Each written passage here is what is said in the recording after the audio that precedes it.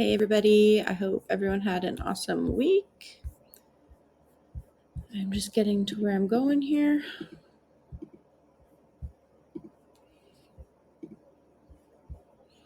Okay, so we are on to the validate section of my program. So super exciting because we're in the last 2 weeks and we're almost done. Kind of sad, but also exciting. And so we're moving on to the validate section, which is talking about diagnosis and liberation and self-care. So when we talk about diagnosis and liberation, it's going to mean a lot of different things to everybody. You might not even have felt liberated with your diagnosis.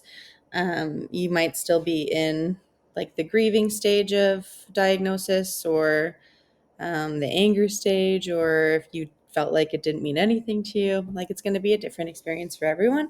But I'd just like to talk about how it can be liberating. So, diagnosis is becoming a common experience. You are not alone with getting an ADHD diagnosis. A study in 2019 found that between 2006 and 2016, the number of adults diagnosed with ADHD rose 123%. And personally, I don't think that that says to like people being overdiagnosed. There's too many people being diagnosed. I don't think that at all. I think that the raise in diagnosis is because the definition of ADHD has changed, as they used to only think there were small amounts of symptoms, or they would give like one word for such a huge array of symptoms like hyperactivity. So we know that the definition of hyperactivity has expanded, whereas before they might have just looked at hyperactivity and thought that that was just a little boy who can't sit still in his chair. So now we know that there are so many more symptoms that go with ADHD, and they're not all presented in how it just looks in a typical male. Girls with ADHD, it looks a lot different most of the time than it does for a male. So we're learning more, and there's been a wider spread of information because of it. That's my own personal opinion. So I have a couple of things here of just what diagnosis can mean for you. So in the blue one here, a diagnosis provides a name and a reason for lifelong struggles. It can reframe criticism as symptoms of a neurodivergent brain and not personal failure. A diagnosis can feel freeing, provides scientific validation for what you've been dealing with. It explains why certain tasks or challenges have felt harder than others. An example of this is, I'm not broken, I just work differently. To some, realizing that there's a scientific reason behind your symptoms that you've been dealing with for most of your life can be liberating. And then my last one here in the yellow, I want to talk about trying to shift our perspective. So having growth over regret. When we're reflecting on missed opportunities or struggles, such as like a failed relationships or career hurdles or emotional hurdles, you can either get stuck on what could have been, or we can celebrate what we've accomplished despite having ADHD and not knowing about it. Diagnosis can be a turning point for self-kindness and self-compassion. For example, I'm unlearning everything I was taught and that I thought I was. I don't want anyone to take that as you're not allowed to grieve what you have went through or what you are going through. And you're not allowed to be mad at it. You are totally allowed to be mad. You're allowed to grieve. You're allowed to throw things. You're allowed to be angry at a misdiagnosis. But as long as you're actively processing the emotions and then trying to move forward with your life, I think that's so, so important. It's this big turning point for self-kindness and self-compassion, which we are going to talk about in our last session. I have a lot to say about self-compassion.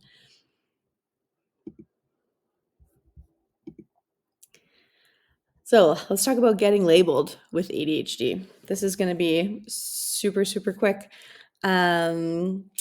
people are scared of an ADHD label, but you've already been labeled. You've been labeled as lazy, emotional, angry, unorganized, unfocused, unaware your whole lives. You're already labeled. So who cares if you have a label, an ADHD label, to someone who doesn't get it? Give it a name and give it a reason. That's my own personal opinion. Um, if you have a different opinion about that, that's totally okay. But my own personal opinion is I have been labeled with all of these things my whole life. And I'd rather be labeled as someone with ADHD and whatever that means to them than being unable to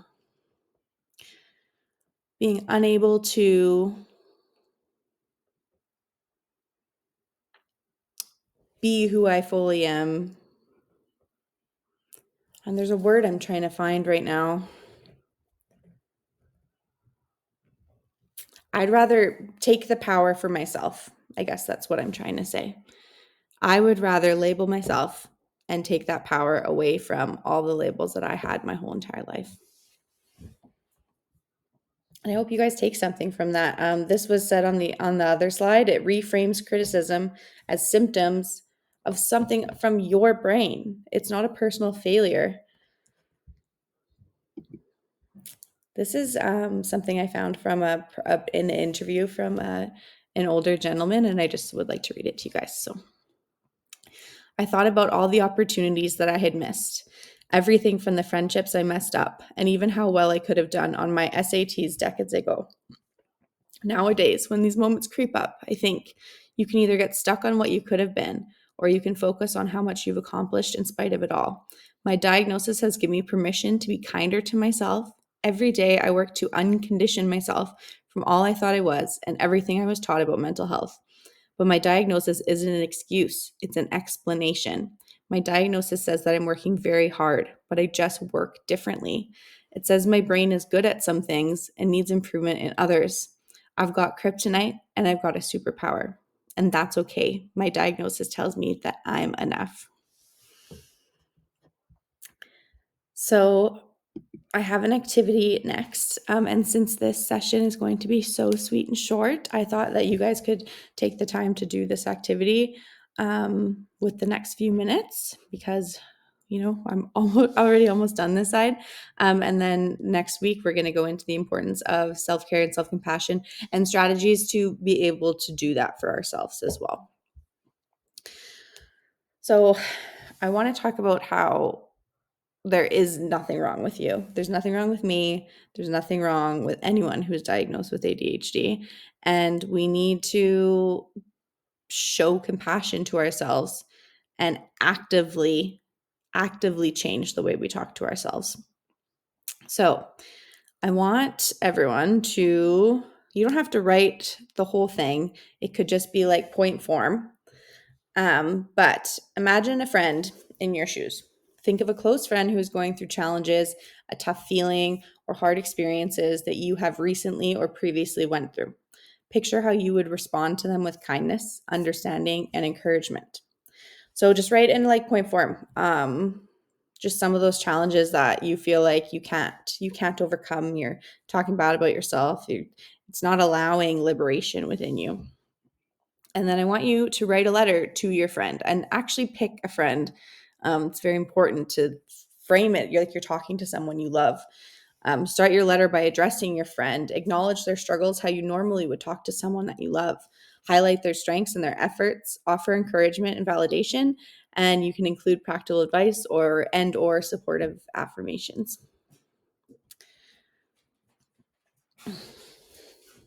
This works best if you were to do this, and then I would switch it on you guys and tell you to switch perspectives. But I think we all know where we're going with this.